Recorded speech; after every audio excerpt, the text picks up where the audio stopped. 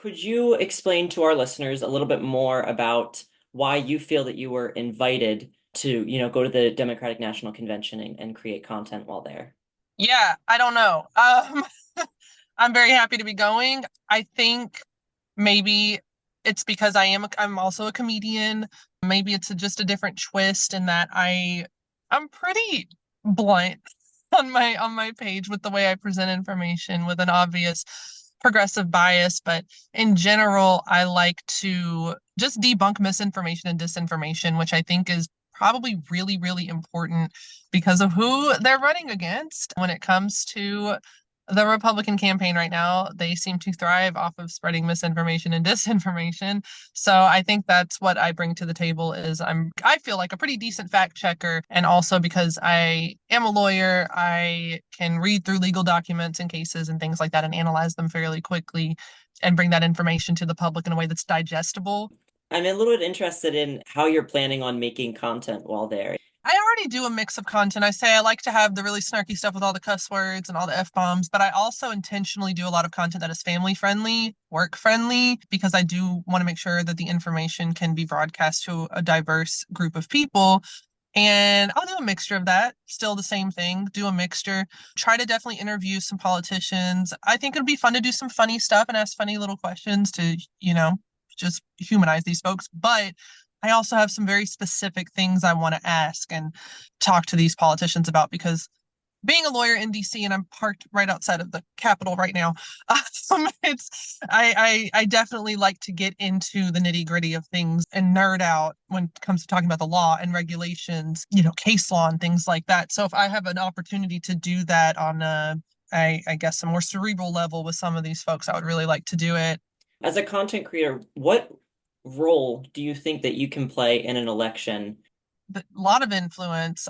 Content creators, when they talk about what they're looking at and how they're voting, it definitely influences a lot of people. I've had a few people tell me, "Oh, I've changed my mind," and or I feel more comfortable voting for Kamala Harris because I've heard your reasoning and I've seen you do it. I've also had people who have said, "You know what? I am not going to vote third party, but I really appreciate all the information you've given me that's helping me vote down ballot when it comes to the congressional seats and the local seats and the ballot initiative. So thank you."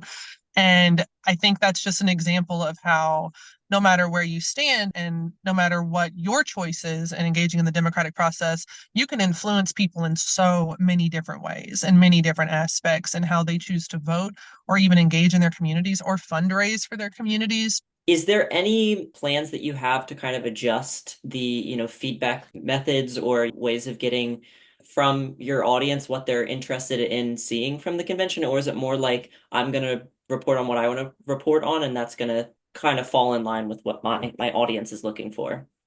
Yeah, it's going to be the second. And it's not because I don't want to hear from my audience. It's just this is a very chaotic schedule. There's so Absolutely. much going on that I don't want to make promises to anyone and I want to just grasp onto whatever opportunities and that I have to speak to people about different issues and go in with a clear mind and low expectations basically and just see what good comes from it. What are your opinions on the Harris Walls ticket? You've spoken highly about, Harris and how you're excited for that, but what about Walls? Yeah, he's great. He was my number one pick when I saw the short list, and that surprises people because I've done some work with Shapiro and gone to a lot of his events and interviewed Governor Shapiro on my platform, and I still will. I'll continue to do that. Pennsylvanians love Shapiro, and he's doing great work.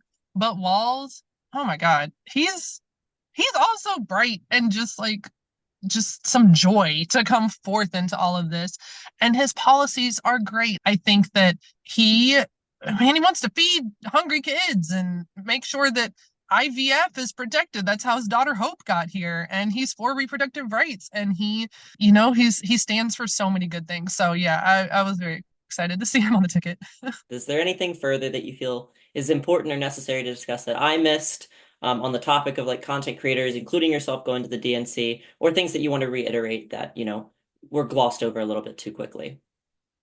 I do want to just make it clear that there's going to be a wide range of creators there, right? There's going to be people like me who have a legal or political background, and we're going to be analyzing all of the little nitty gritty of things, or people like me who are more funny about it, and then other folks who also have a legal political background are going to be a little more serious about it. And then you're going to see a slew of folks who don't have a ton of background in politics and law. Maybe they do lifestyle or fashion content or what have you.